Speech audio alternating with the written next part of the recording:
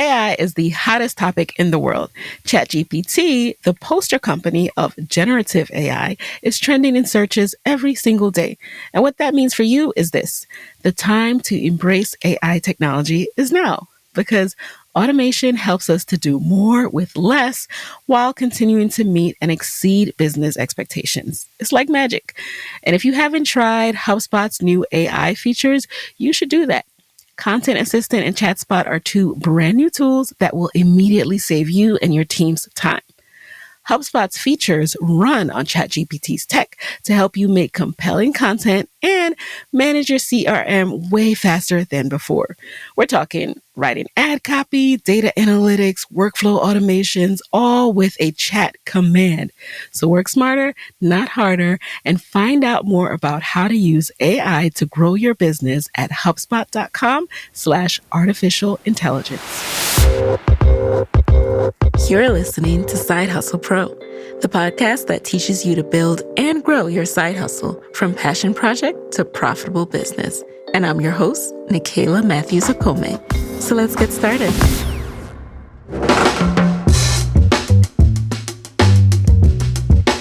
Hey friends, hey, welcome back to the show. It's Nicaila here, back with another episode. And today I have a special episode. It is a student spotlight with one of my Podcast Moguls students. If you don't know, Podcast Moguls is my mentoring and coaching program where I teach aspiring podcasters how to grow their show from hobby to hustle. Now, Lori is one of my OG members. Let me share a little bit more about her background before we get into today's episode.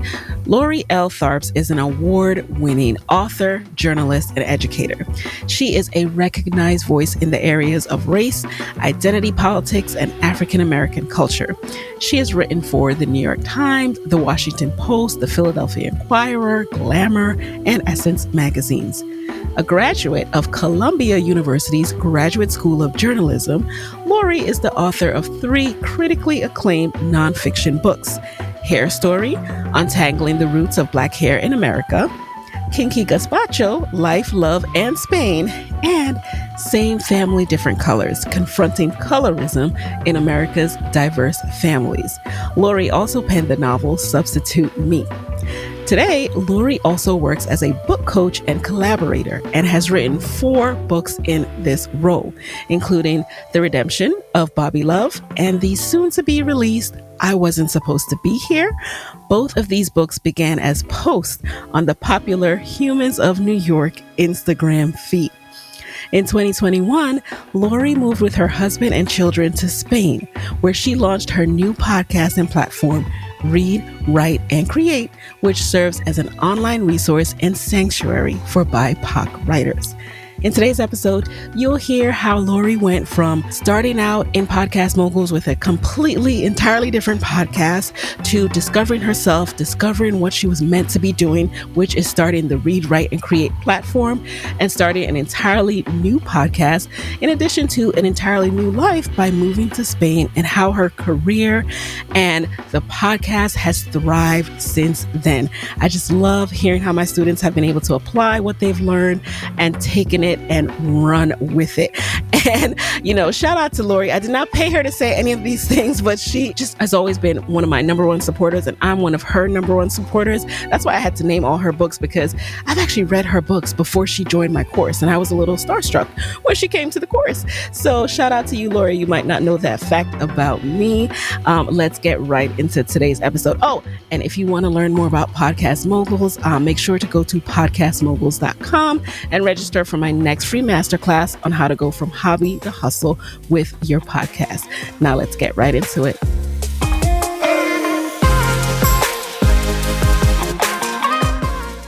All right. Lori, welcome to the guest chair. Thank you so much for being here. Well, thank you so much for having me. This is literally like a fangirl dream come true moment. Oh, stop it.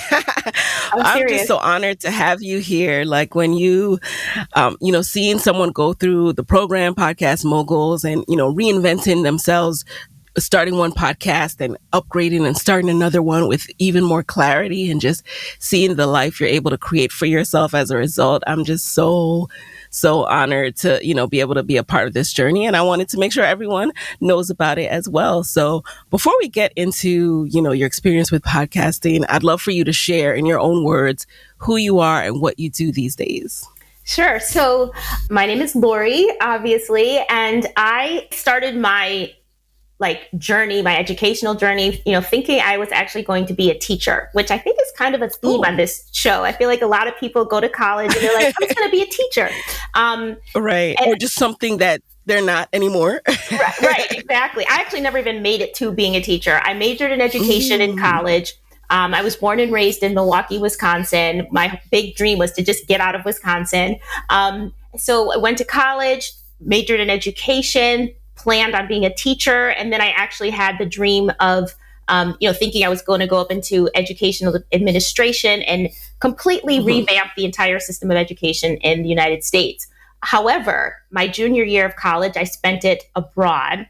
And I was in Spain for a year, and I met a lot of people who were not studying a language to, be a better doctor or to get a better job in international business, but because they loved the language. They wanted to speak 7 languages instead of 4.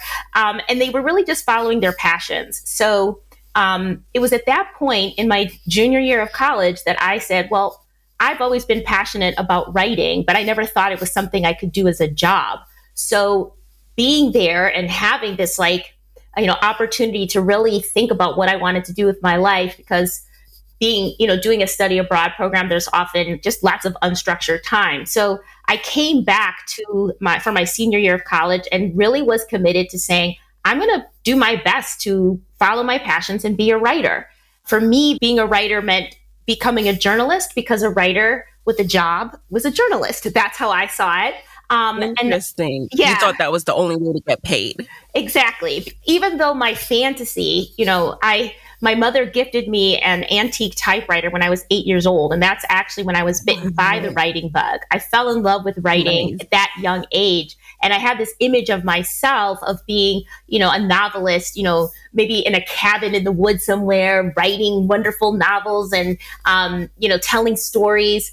But, when reality hit, in college, I thought, realistically, I will pursue journalism because, again, that's a writer with a paycheck. But also, using my own, pursuing my own interests, I'd always been interested in so many different things. I figured journalism was a great way for me to always have my toes dipped into different stories, different people, places, and things.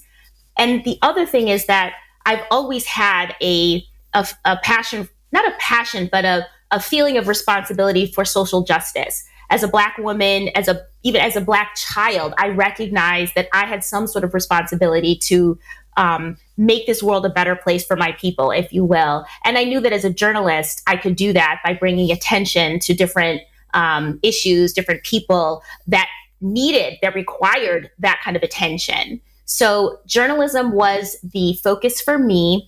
And after graduating from college, I actually detoured into PR for a couple of years. I was at a corporate public relations firm, but I always likened that to dating the brother of the man you really want to be with. I've never heard that before in relation to PR, but I can relate to dipping your toe in PR. Like, what is this? What is this? Yeah, world? I was like, I learned a lot, but I knew that's not where I wanted to be. So it wasn't something I enjoyed, but I do always say I learned so much, working there. But after a couple of years, I applied and got into Columbia University's Graduate School of Journalism and spent the rest of my career, the rest of my professional career as a working magazine journalist. I worked mostly for entertainment and lifestyle publications like Entertainment Weekly and Vibe and Essence. And then I segued into academia. I had lived in New York for more than a decade, and then we moved to Philadelphia. And that's when I segued into academia, where I taught journalism and creative writing for more than 13 years and made it all the way to achieving a tenured position. So I was living the life of an academic and always freelance writing on the side. So during that whole time, I was writing articles. I wrote 4 books. I wrote anthology pieces, but it was always on the side, finding time outside of my 9 to 5 in academia. And I just want to point this out as the side hustle story here is that there was a time period when my children were very young, when I kind of stepped off of the grind, if you will, and I called myself a freelance writer. And there was a day that I will never forget. I was at the Acme grocery store in Philadelphia, and my debit card got rejected when I went to pay for my $17 worth of groceries.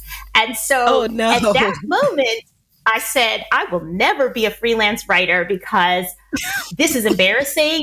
I'm like 30-something years old, and I can't afford my $17 worth of groceries. I was like, my children will not go hungry. I will not be this embarrassed at the Acme ever again. But how traumatizing. So for all this time, it was traumatizing. And that's why I always said, I will never be a freelance writer because it's too unstable. You don't make enough money. And that's not something I could ever do.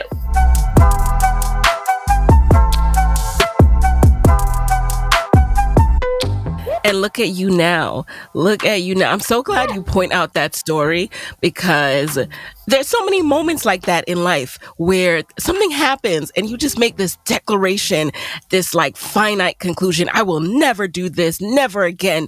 Not gonna catch me out here. But, all right, never say never. Maybe it wasn't for you in that moment. You still had to learn things, but it doesn't mean you need to write off the possibility forever. No pun intended. So you were authoring all these amazing books. And it's so interesting because when you see an author, when you see them come out with a book, it seems like such a big deal. You just think that that's all they do for a living. And some of them do, but you don't think of authors as side hustling, writers as side hustling. Besides that moment in that grocery store, what was it about writing that made you feel you had to keep it in this bucket of being a side hustle? I think it's just the way writing, once you're in the world and you realize that a lot of writers and not many of them are writing full time. It's almost a self-fulfilling prophecy when we say, I can't write full time. That's just, it's not possible. It's not sustainable. And it's in a lot of ways, it's not. For example, if you want to be a novelist, you don't get paid to write a novel until the novel is written. On the other hand, nonfiction books, you have to write a proposal and you get an advance to write it. So in theory, you could be writing nonfiction as a full-time job. But when you think about the amounts that normal people get for an advance, and then you look at that with the amount of time it takes you to actually write a book, you'd be making negative cents an hour because it's just not going to last for the amount of time that you would need to actually complete a book. And that's the problem. The only people who are really the people who are churning out a book a month, a lot of times it's maybe romance novelists or young adult writers who are writing series, that are just boom, boom, boom, boom, boom. But those are so few and far between. So there's just not a lot of role models for what does it look like to be a full-time writer. And that's one of the things that I now am really not railing against, but really want to show people that there are ways that you can be a full-time writer, but it requires some different thinking of what does it mean to be a writer and what are the types of things you can do as a quote unquote writer that can bring in an income. And at what stage in this process of your journey did you start your first podcast, and what were you hoping to achieve with that podcast? Right. So it was a process, Kayla. It really was. And it's so funny because you were my inspiration every step of the way. And it really was a learning process that I learned by listening to Side Hustle Pro. So I have secretly always had the entrepreneurship bug. Okay. I've always secretly wanted to be an entrepreneur. My father was an entrepreneur. He ran his own accounting firm. I didn't want to be an accountant. So I couldn't, if I talked too much about it, I think that's why I shied away from it, because he was he wanted one of his kids to take over that business. And we were all like, no, not the accounting business. But I loved the idea of having my own business. I love to see my dad's name on the door of his office. I love going to Staples and buying office supplies. So I really was thinking that when I first started Podcast Moguls, I had a blog, and I was thinking somehow if I turn my blog into a podcast, which is the new thing, that could somehow be my first step into entrepreneurship, because I can turn it into a business somehow.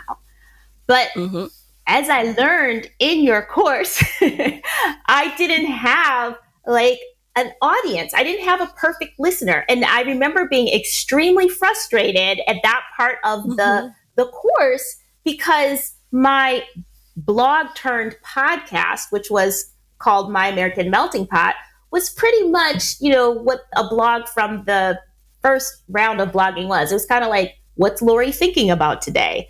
Right. It's kind of like a diary, and it's all about you and you're your audience. Yep. Exactly. And so when you would say, well, in the course, it's like, who's your perfect listener? I was like, myself. So that doesn't work. And you know what? A lot of people start that way. Like I started that way. But in order to validate the concept, you have to go out and see if there are other people who are interested in that podcast topic and in that thing that you want to create a whole podcast about. Exactly. And so what happened is that experience of going through Moguls the first time left me very frustrated, because it was like I was trying to stuff, a square peg into a round hole? Yep. Like I was trying to do everything you were telling us to do, but the product itself, the podcast itself, didn't work because I already had the idea, and it didn't really fit in, with the lessons you were trying to teach us. And I just kept trying to ram it in and make it work, even though there was no perfect listener. I didn't have even a signature topic. So, and even like doing the Instagram, like looking for my audience, it didn't work because it was just too wide open. It wasn't too specific broad enough. Exactly. So when I started my new podcast, it was like I had to do the first round to make the mistakes, to see how it didn't work in order for the next one to be right. And that was where it all came together, was with Read, Write, and Create, which is my current project.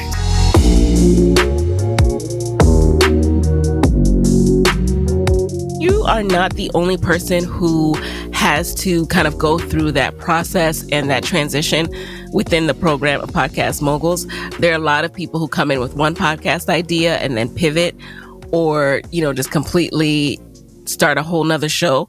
And that's because, like you said, everyone wants to come in with their idea that they already had, which, no one wants to tell you have an ugly baby, as they say, or like no one wants... Right? No, it's really hard to say to someone, hey, scratch everything you've been doing, because that's just not going to work. You created this and you never thought about who your audience was. It's too broad. No one knows what you're talking about. But these are the kind of conversations that we have inside of Podcast Moguls that, will help you to get to the other side of that, to get more specific, and to ultimately come out with something like you did that is resonating with an audience. So tell us about Read, Write, Create. First of all, did you create this after you took that leap and moved to Spain? Yes. Okay. So you have to tell us about the leap. You have to tell us about what made you leave that tenure job. And tenure is, correct me if I'm wrong, like this means you can't get fired, right? You are you're a professor. Yes. You got that job in the bag. It's locked in. Okay. Yes, exactly. It's a job for life.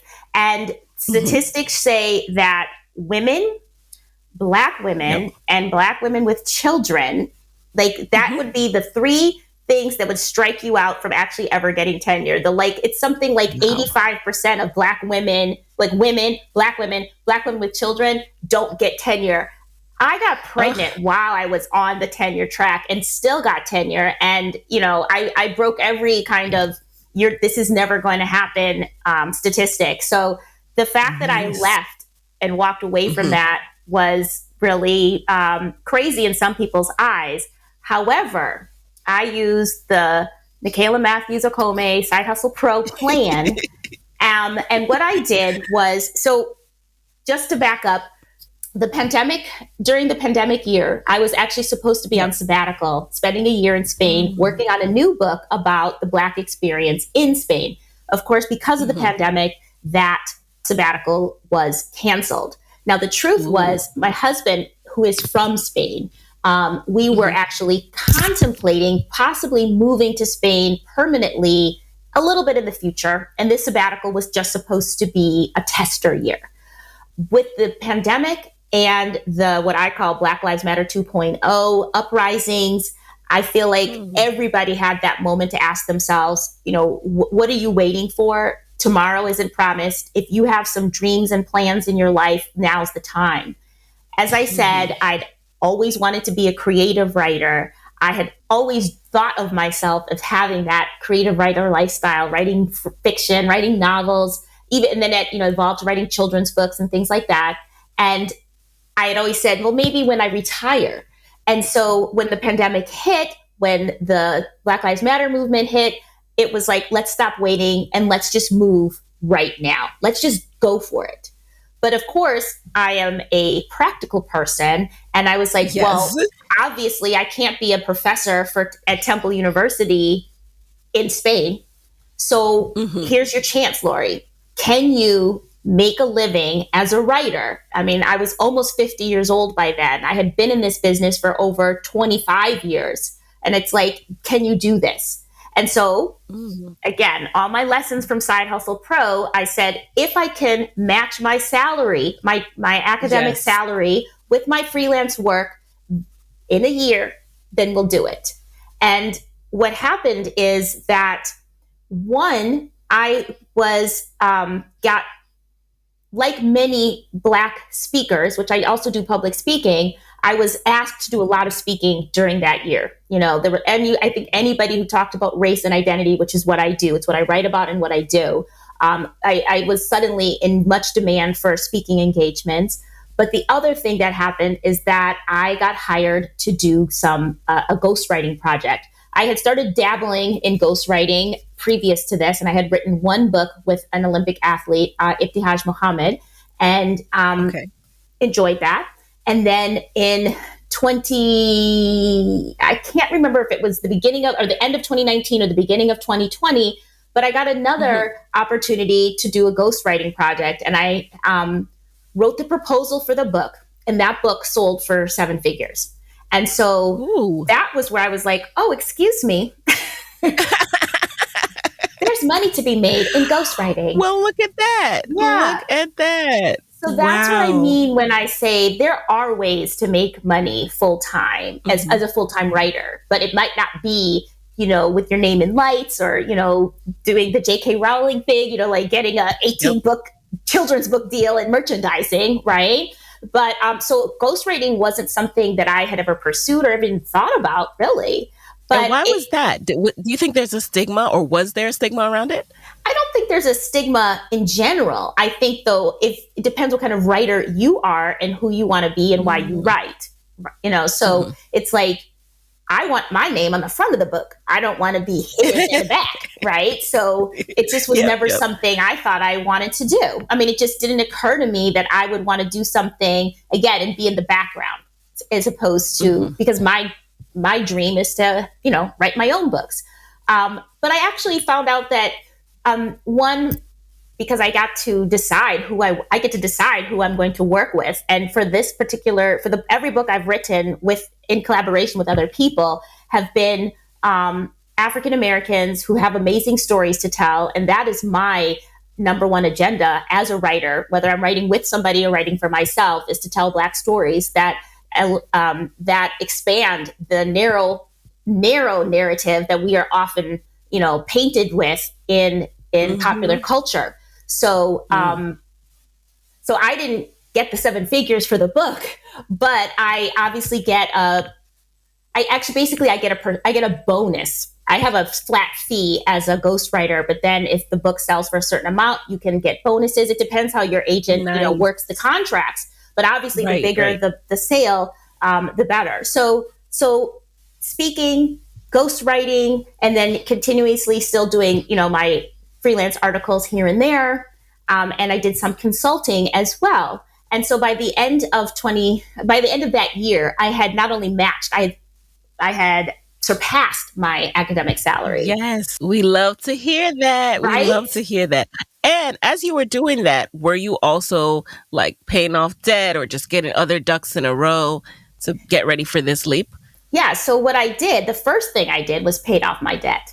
And 2020, the pandemic year, was actually a good year to pay off debt in the sense that we weren't spending as much. I mean, you couldn't go anywhere. You could theoretically buy things, but even my husband used to commute every day an hour into New Jersey. So just the gas we didn't spend.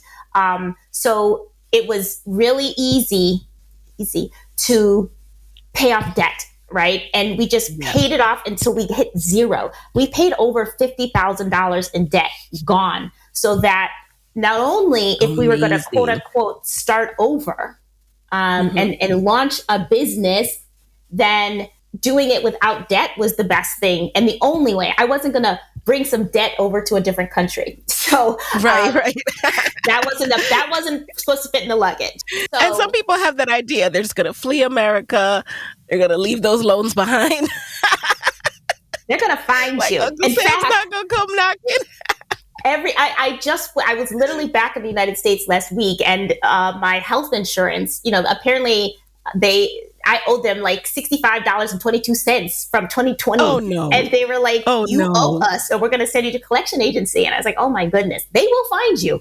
They will find you. So pay off those debts before you go. Pay off those debts. So you start this new career, you start doing other things.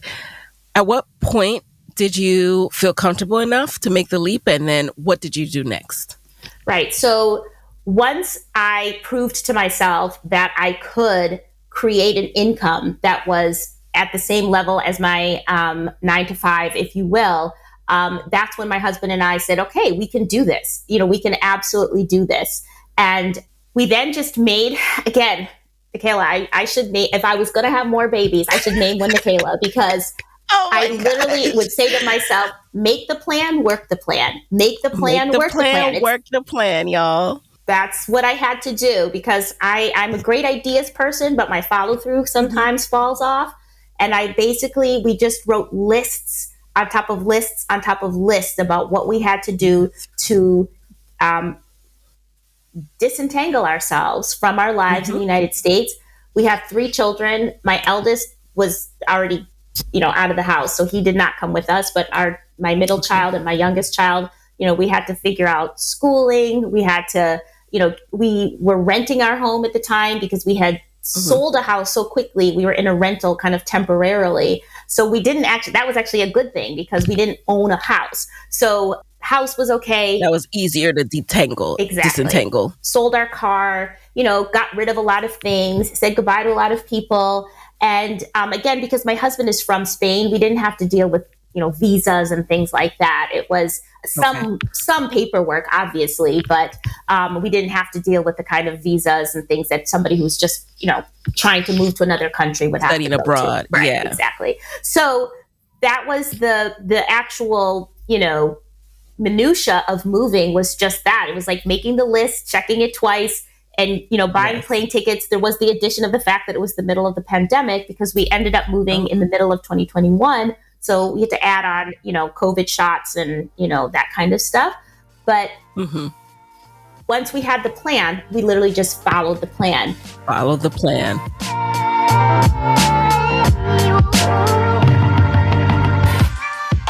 Once you landed in Spain, how long did it take before you realized, hey, I think I want to start another podcast about what I'm doing now? Right. So it actually took me a full year because I'm a person with a lot of ideas. And once I was... I can relate. Once I was, free, it's like, wow, I could do anything. So one of the things that I think it's important, I would like to share on this journey is that it did take me a year to come back to the exact place I wanted to be, which was to make a living from my writing. For some reason, I didn't believe in it. like, it still made me think like, well, I got to start a business. I got to do something that's like tangible, that's real, selling widgets or, just, I can't even make a good, when I look back on it, I think, what's wrong with you? You knew what you wanted to do. You knew you wanted to do the creative writing thing. And yet, and I'd even voiced that to other people. I'm in an accountability group. And when I got here and I would say, oh, I'm going to be trying this or I'm going to do that, they would like, didn't you say you were moving so you could follow your creative writing passions? And I'd be like, oh yeah, I'm going to do that on the side. And I just I think it was just habit. I think it was just habit from all these years of thinking that writing should be on the side and not the full-time gig, not the focus. And I'm saying that because I would hope anybody listening, we have to really stop and be mindful and give ourselves credit for knowing what we want and not thinking it has to be something that looks like, what she's doing, what he's doing. He started a truck company or he started a translation business, something that seems more official as opposed to what we know we're good at and we know we can do. Let me piggyback on this moment too to highlight this point because this is something that comes up a lot and it's something I struggled with.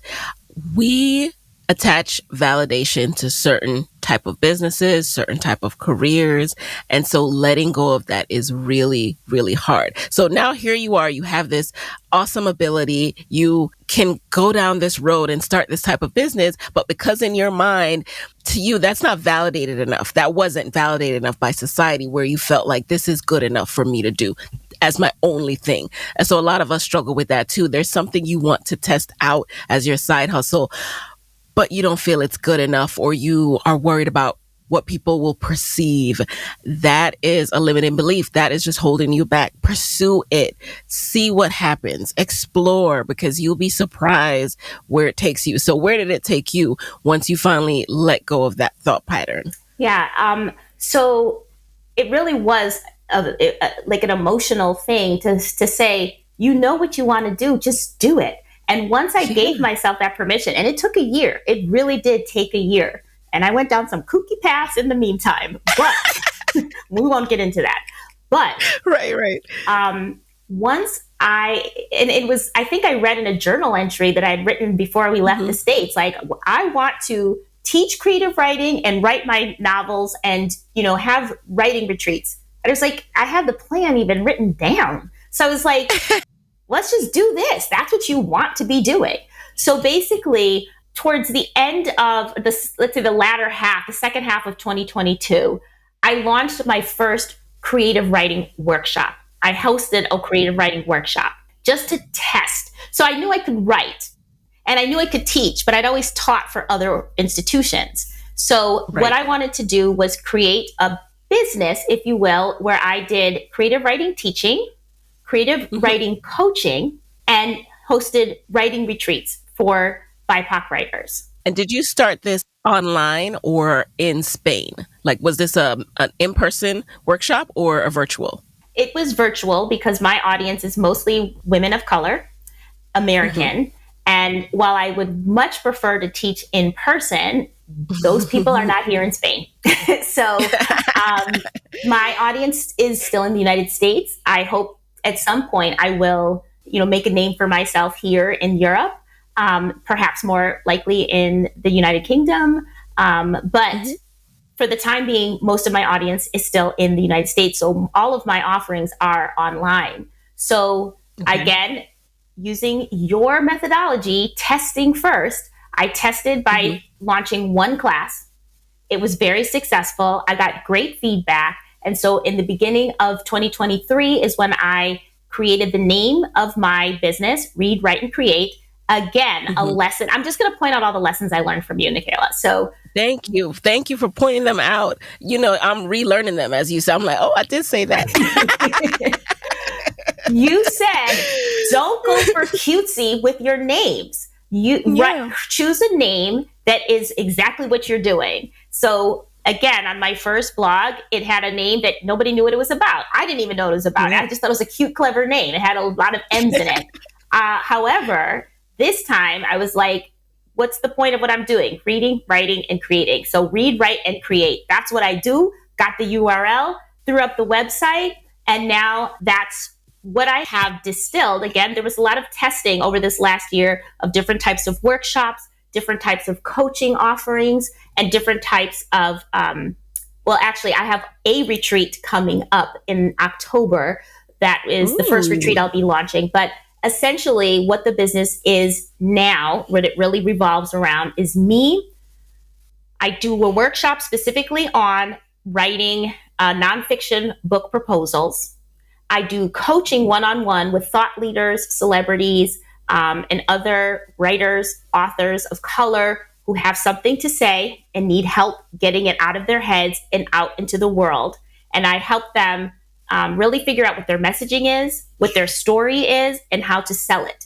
A book proposal is really a sales document. It's a marketing document to attract the right agent and then the right editor. And my kind of secret talent, if you will, is helping people really figure out what their story is. A lot of my clients say I'm like a doula. I'm like a book doula, and I help them like conceive of the idea and then birth the idea and then write it in a way that will attract the right editor, the right agents. And I try to do a full like bespoke experience. So not only do I help you write the proposal, figure out what you're trying to say, but also try to connect you to the right agents and editors for traditional publishing. I don't work with self-publishing, not because I have anything against it. It's just that I don't have any experience in that realm. So I only want to, highlight the areas that I know that I can be of service to my clients. So my tagline is I help BIPOC writers get their ideas out of their head and into the world. And the way I do that is by really helping them get their story ideas into a concrete format as a book proposal. And in certain situations, I will continue to coach writers all the way through the writing process of their book. And then also I have the retreats. I'll be doing 2 a year, one in Spain and then one in some other area of the world that speaks to my heart at that time. And those will be creative writing retreats with, luxury accommodations where BIPOC writers, mostly women, I don't have anything against men, but when I do a retreat, there's this, I try to create a community experience. So and usually we're in a home together. So having both men and women could be a little tricky. So maybe I'll have men one day. But the basic idea is that these retreats are for people to get away, really get connected with their inner writer creative energy and come away completely invigorated and motivated with whatever writing project they're working on. CEO School, hosted by Sanera Madani, is brought to you by the HubSpot Podcast Network, the audio destination for business professionals. CEO School is committed to closing the gap and helping more women level up by sharing stories and strategies from powerful women in leadership. Because as Sanera likes to say, nothing bad happens when women make more money. I was recently checking out her episode, The Big Pitch, and in this episode, Sanera teaches the ins and outs of a professional, concise, and attention-grabbing PR pitch. So you get to learn the power of third-party validation through earned media, as Sanera shares insider tips on making your brand shine and how to establish yourself as a thought leader by harnessing the incredible influence of publishing your own content. So listen to CEO School wherever you get your podcasts.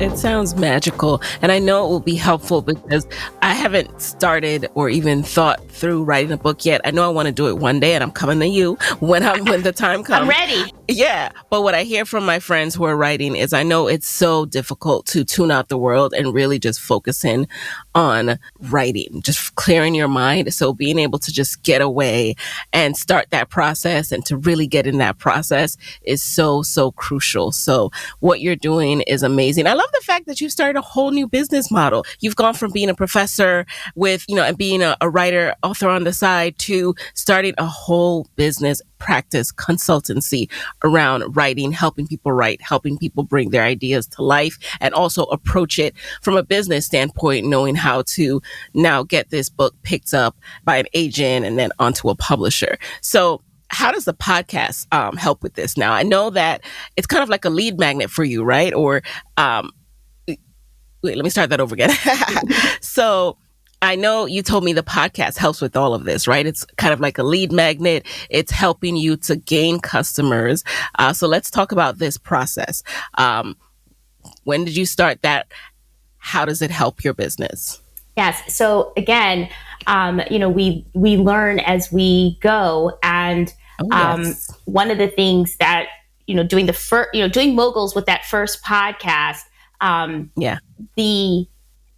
the financial part didn't work for me because I didn't have, there was a lot of things that weren't in place, but I understood what could happen. And so once I started Read, Write, and Create, I had the idea. I had the services that I was going to be offering. I had the website. But of course, that next question was, how do I get the word out?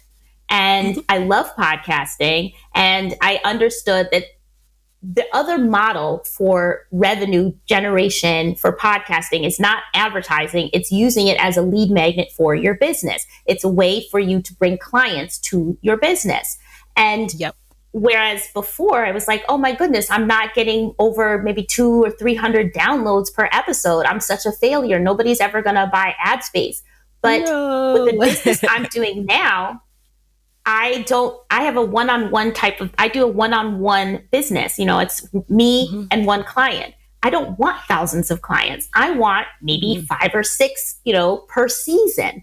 So even if I have, let's say 200 downloads, what I'm getting is my ideal customer, because Read, Write, and Create, basically it's a little bite-sized bit of writing coaching on the podcast. So every episode, I'm giving you a little motivational writing coaching using our literary ancestors as motivation, right? So you get to hear how I would work. You get to hear how I talk, how I would motivate you, how I would help you be a better writer, and just bite-sized pieces.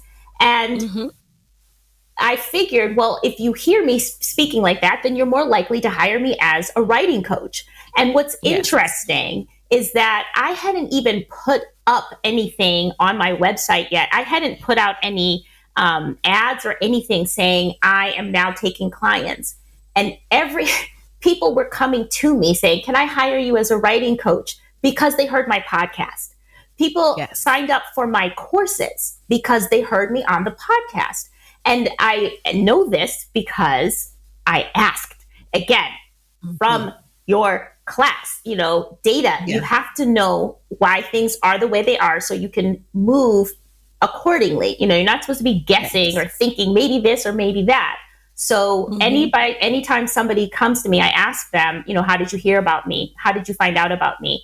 And 9 times out of 10, it's the podcast. So even though my numbers aren't, off the charts by any stretch of the imagination, that podcast is doing exactly what I need it to do, which is bringing me not just any clients, but the exact right clients, which is incredible to me. But because it's working just like you said it would. Yeah.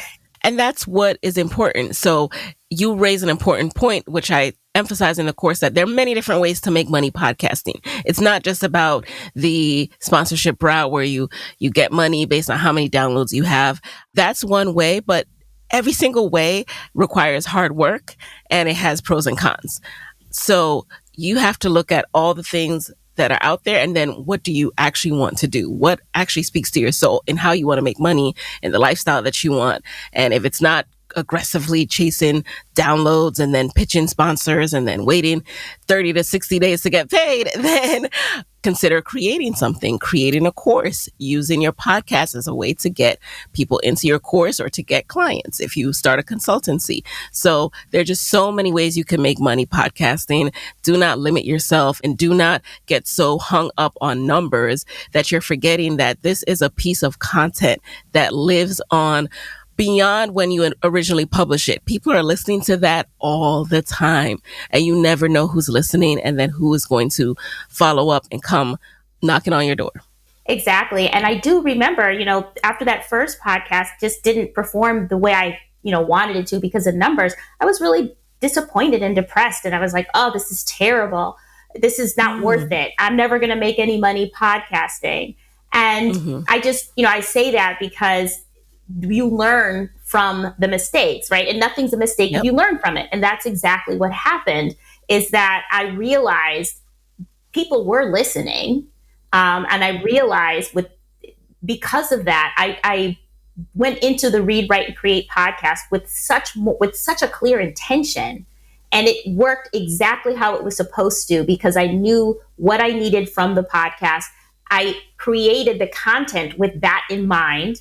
I created the title with that in mind. Everything about the way I set up this podcast this time was very intentional. And sure enough, following the rules, I got exactly what I needed. And I'm just so grateful for that education that I got through your program. And also just by listening to you and all of the people that come through your podcast, it's you realize that the steps are kind of the same. People are saying, the same thing about knowing your audience, having a real plan for what you need this part of the business to be doing, especially when it comes to marketing and advertising.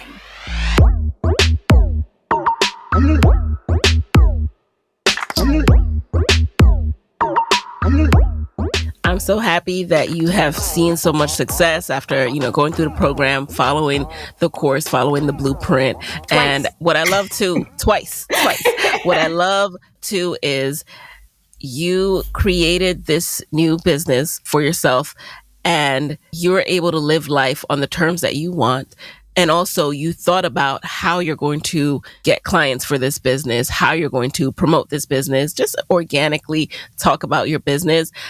And you thought about, hey, this might be the time for a new podcast. And it would make sense because here's what I would talk about. So I love the fact that you not only started the business, but you also thought about how you would promote the business. And so that's sometimes the missing piece, you guys. You'll start a business and you are just in the business. You're working so hard. And then you look up and you're like, why doesn't no one know about this? Why is no one buying? Why is no one coming to me? You haven't thought through, well, how am I promoting the business? How am I marketing the business? Absolutely. And I think that's actually the part of entrepreneurship that I like. I like the marketing part. Yes. A little bit of my background, but I like that part. And I love podcasting. Yeah. And it feels so much better to podcast when you know why you're doing it, right? And then when you see the results, you're like, yes, it's working. It's working. And it's kind of like that. You know what else?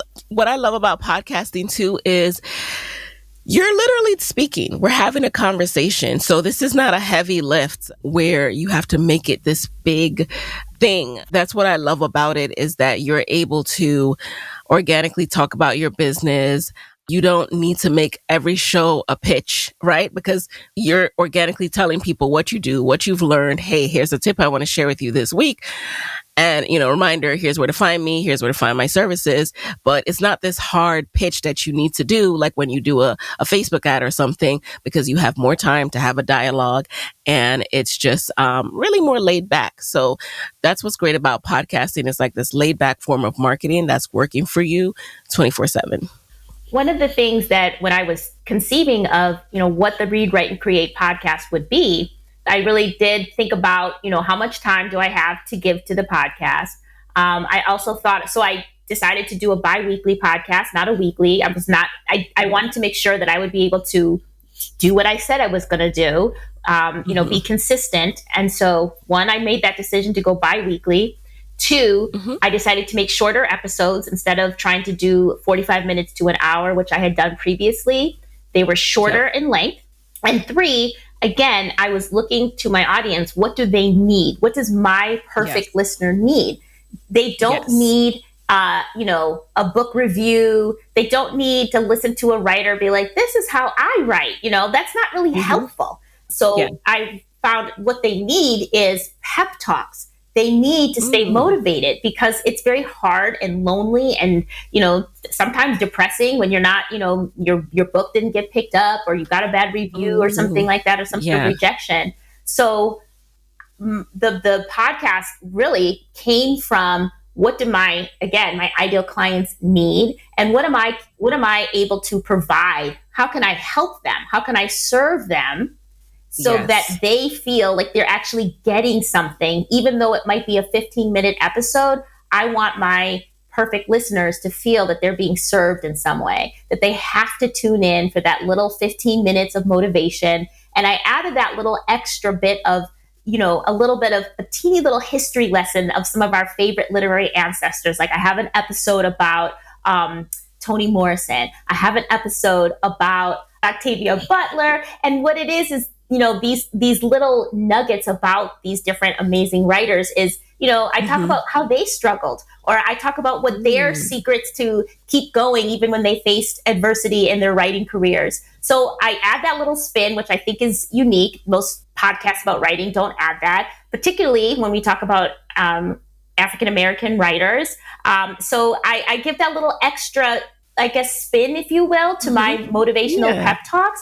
And that's really all it takes is to, again, serve your audience, give them something that they really need and it'll be useful for them. And again, I'm sorry to keep telling you how amazing you are, but that's why I swear to God, I've listened to every single episode of Side Hustle Pro because I learned something. Honestly, I learned something from every episode. I'm not tuning in. I mean, I love to listen to you, Nikhil. I love your laugh. Really, it makes me so happy. But you're making me blush now. But I learned, I will, even if I'm I promise God, I did not ask her to say this. I did not pay her. I am telling you, I remember the episode about the woman who had a lice clinic. She opened a clinic for, yes. I'm that's fascinating to me. She's a Podcast Moguls alum. Yep. So I tune in because it's useful. And I want my listeners, if you're a writer of color and you just need some motivation, even if you never hire me, I still want that service to be out there for other BIPOC writers because at the end of the day, I want to help more BIPOC writers get their stories out into the world because we need them. And that's how I feel as well. I want more people to just start exploring your side hustle. And, I'll even have a transparent moment in that I feel that I have moved more intentionally, which can sometimes look slowly from the outside looking in, but that's because I care so much about you guys. I care so much about everyone listening and my audience, and I just want to make sure that everything I do is with integrity, and there's time to make money. Money will come, I believe, too. One of my most recent guest, Jasmine, just talked about money is in abundance, and I believe it's coming to me always, and not on some woo-woo manifestation stuff, but I truly do believe that for me. I know it's coming because I know I'm going to do good work, hard work, and with integrity. And so I just want you to leave this podcast truly having the motivation and the inspiration to start your own thing. And from there, we could talk about, all right, you want my help with marketing? You want my help with podcasting? Sure. There's a fee for that. You want more, one-on-one granular help? Okay, we can talk about that.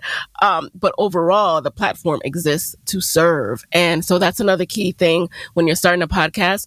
I don't want anyone to get things twisted that you're supposed to, the podcast exists to pump up your business. The key distinction that Lori makes that I talk about in Podcast Moguls is your podcast exists to serve your audience. It's all about what do they need, right? So because she taps into what they need, yes, it helps her business. But some people come in and they have a law firm and they want to name the podcast after their law firm. Nobody cares about your law firm. Nobody's picking up their phone oh, I can't wait to hear what's going on with that business today. No.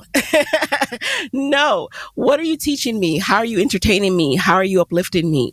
That is why people tune in. So you have to make sure you're tapping into that with your content. Absolutely. And I feel like that's the biggest difference between my first podcast and this one. is that I didn't know what people needed because I didn't know who was listening to the podcast. And that was greatly frustrating because I couldn't even ask because I didn't know who was actually listening. I mean, people were listening, but it's just, So before we jump into the lightning round, I'd love to know how you are juggling your work with Read, Write, Create, with also your actual writing for your clients, your ghostwriting clients. Right. Well, that is the big challenge. And I mean, I'm kind of up for it because it's what I've been doing my whole entire life. And then there's, of course, my own, I'm working on a novel right now. And basically, it's a novel I've been working on for almost, I don't even know how many years because it's always taken a back seat to the journalism, to the professor work. But as a mother of 3, who always had a job, who was also always side hustling, I have learned how to parcel up my time. So for example, I'm not taking any clients for July and August. I have worked like a dog up until like this moment, and I'm finishing up client work, and I'm taking July and August off to work on my fiction, on my projects. And I will be ramping back up. I kind of have a pipeline to get new clients come September, but that's the kind of thing. And having my own business is so wonderful because in the past, I can't tell my job, like, I will not be working these months. I will not be focusing on you guys this month.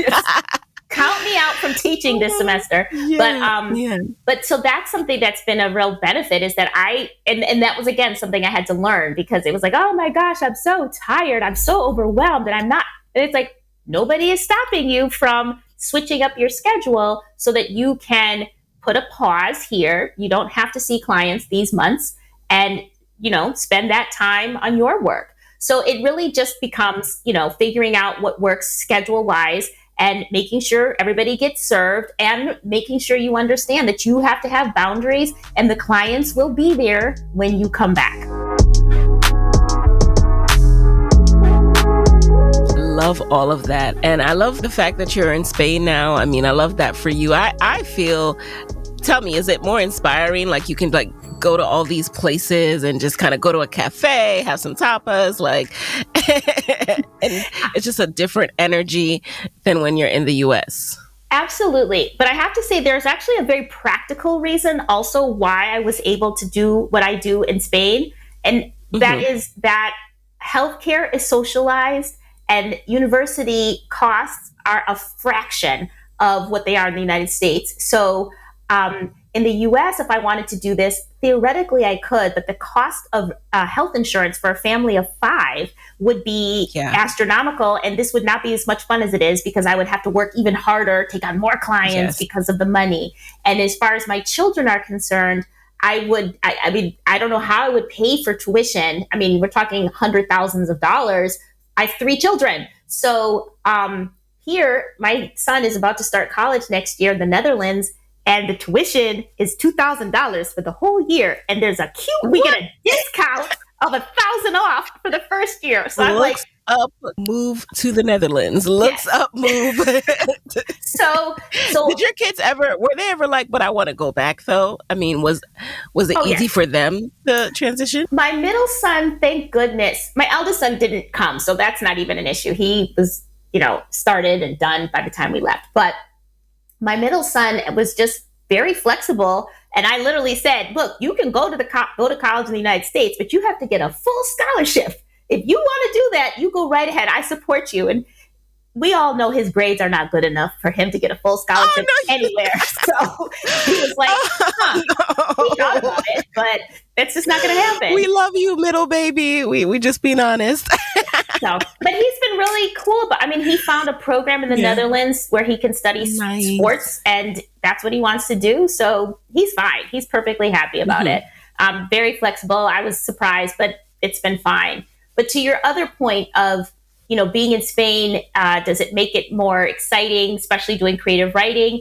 It definitely, it doesn't have to be Spain. I could be anywhere outside of the United States. It's just the difference. It's like having a different atmosphere. As a creative writer, you need that kind of stimulation. You get different ideas. The Mediterranean Sea is literally a block and a half from my house. So I different vegetation and flora and fauna all around me. So yes, I have the benefit of being in just a different place. I feel like I'm on vacation when I wake up every morning, and I can travel. I can, go to Portugal. I went to Morocco for spring break. And that is something that I feel like, I don't want to say it like you can only be a creative writer if you leave the United States or you travel to exotic locations. Absolutely not. But I do feel very blessed. And I feel like that has been a blessing to this business being launched, because I do feel so inspired where I am right now. I just love it. Everything you have to say, I'm re-inspired. I'm reinvigorated to do the work that I do, because I just want this for everyone. It doesn't, like you said, it doesn't have to be moving to a different country, but just recognizing that life as you know it does not need to be life in the future. That at any moment you can decide, I want to change, I want to do something different, and then make a plan, work that plan. We're not saying it's going to be easy, but it is possible. It is doable. So we're going to jump into the lightning round. You just answer the very first thing that comes to mind. You ready? I am ready. All right. Number one, what is a resource that has helped you in your business that you can share with the Side Hustle Pro audience? Squarespace. I built my Read, Write, and Create platform on Squarespace. And I used Squarespace years ago for something else, and it was fine. But now Squarespace, for those of you who maybe get overwhelmed by WordPress, Squarespace now allows you can have a shopping cart on Squarespace. You can take memberships on Squarespace. You can pretty much do anything and everything you would need to run a business. They've got pretty good analytics, back-end analytics. So if you want to sell, if you want to have a membership community or sell subscriptions even, you can do all of that on Squarespace now. And it's not very intimidating for those of us who, don't know anything about coding and, again, don't want to deal with plugins on WordPress. Oh, okay. Number two, who is a non-celebrity Black woman entrepreneur or perhaps writer who you would want to trade places with for a day, and why? As I mentioned, that I am a secret entrepreneur, at heart. And so my person would be Rachel Rogers, who does the Hello 7 podcast. And yes, her book, I think We Should All Be Millionaires, I think is the name of her book. But she is such a badass. And she is like, it seems like she's like, I don't know why you're not a millionaire. And I'm like, I would like to know why I am not a millionaire. So I would like to trade places with her and figure out how I could be a millionaire. She just seems so absolutely boundless. Like, she doesn't take anything as a no or as an obstacle. So I'd love to just switch places with her and figure out how I too can be a millionaire. Love that book. I think it's mandatory reading for everybody. Number three, what is a non-negotiable part of your day these days? You know what? I have to be 100% honest. I don't have any non-negotiables. I have 3 children and a dog, a very finicky dog. And the day I realized that I don't get to claim a non-negotiable, is the day I actually reclaimed my happiness. Because having children means that something's always going to give. Somebody's going to wake up with a fever. The dog's going to take a poop in your bed. Something horrible is going to happen. And you're going to just be like, oh my goodness. See, this is why I don't do dogs. Smart woman. But really, I'm being 100% serious that was a lesson I had to learn, is that, when you have kids and you make plans and those plans get ruined, your day is you're either just destroyed or you just keep it moving. And that really was something that I had to learn, was not to let the inconsistencies of having children ruin my life. So that's what it is. That's the truth. That really threw me for a loop a lot. Like, you could just be chugging along, have all these plans on your calendar, and I'm like, where'd this stomach bug come from? Exactly. That was taking us all down? What? I know. It's so frustrating. Yes. It's so frustrating. So you just, the day you realize it's not your world anymore, you're not in control. Yeah. It is actually a good thing. It definitely taught me to be more flexible and more open to what life has to give us each day. But it was definitely a learning curve. Like, what? I had plans. I have meetings. And that's actually good for business too. If you can be that flexible in your business too, because bad things will happen in your business. A pandemic could happen. How do you recover from that? How do you pivot? Number 4, what is a personal trait that has helped you significantly in your business? My boundless curiosity. I am so curious about things, and that's what makes me a good writer. I am never the writer who doesn't have something to write about. I have so many ideas because I'm curious and I read a lot and I read widely. I read fiction, nonfiction. I read, American authors, foreign authors. I read everything that piques my interest, and I think that that's as an entrepreneur, as a writer, as an editor, as a coach, the fact that I have it's not that I have knowledge, it's that I have curiosity about all the things. I love that. And then finally, what is your parting advice now that you're in the guest chair? What's your parting advice for fellow women entrepreneurs who want to be their own boss but are worried about losing that steady, guaranteed paycheck?